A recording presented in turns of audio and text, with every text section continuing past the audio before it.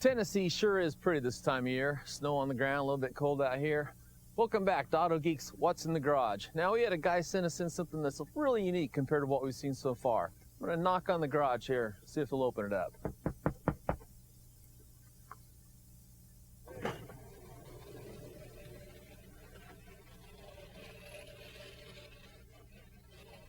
Wow, look at that.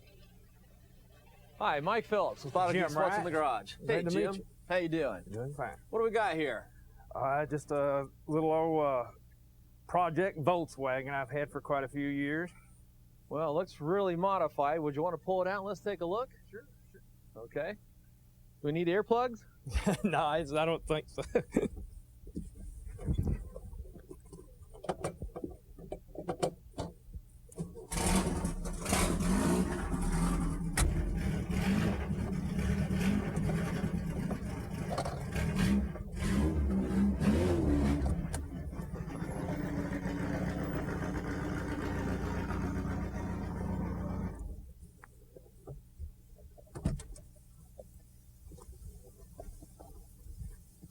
Well, it looks like you've modified it a little bit. It just comes up to my chest at the roof line.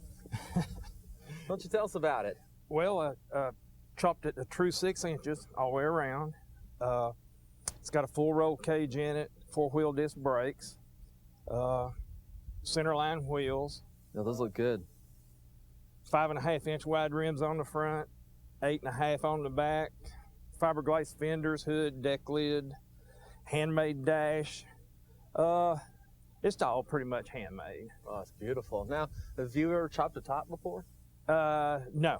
First time? This is first time and last. It's a lot of work. A lot of work. Nightmare. Just a nightmare. It's almost if someone told you to take a basketball and make a golf ball out of it and it still had to be round.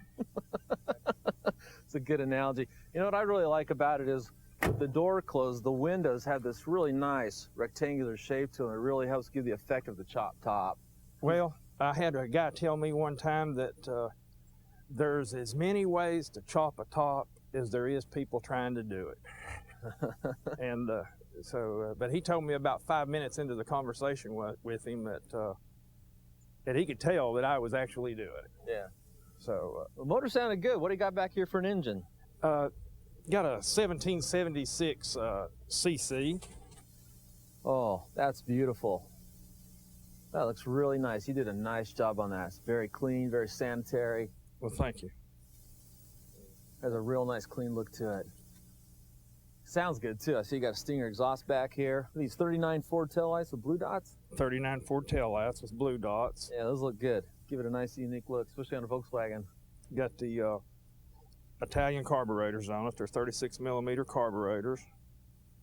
Centrifugal distributor, light and flywheel, different cam, larger capacity oil sump. Sure. Do you ever race this or just cruise it? Just see how fast it'll go around the corner. Just go out and have fun, huh? That sounds good. It'll corner real well. That's its biggest attribute. Is it'll stick to the road like it's a running on flypaper. We take a look at the inside? Yes, sir. So you got the full roll cage in here. You fabricated all that yourself? Yeah. You did a nice job. Wow, that looks really nice. Stereo, all aftermarket gauges. That looks nice. Yeah, looks like you got the Wolfsburg little emblem there on the steering wheel. Numerous hours.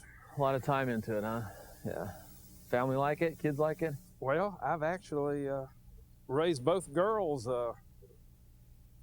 from that car. Really, I've took them to shows and everything, and that's good. Keep it a family affair. So it's part of the family. Hey, well, thank you so much for sharing that with us. Well, thank you. And come on back. We're going to head out to another garage.